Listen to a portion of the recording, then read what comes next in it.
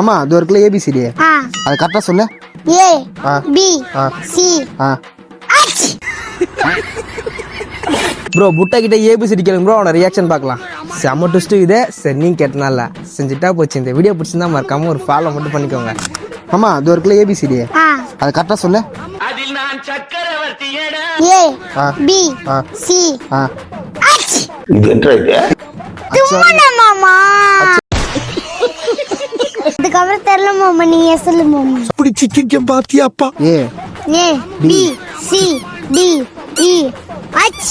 ஏய் அச்சிலடா, நான் சொல்றேன் ABCD. A B C D Y Z. என்னங்க எனக்கு ஒண்ணுமே புரியல. மாமா நடுல இருக்குது விட்ட டேய் தண்டை ஒண்ணு என்ன அதை மட்டும் வச்சிட.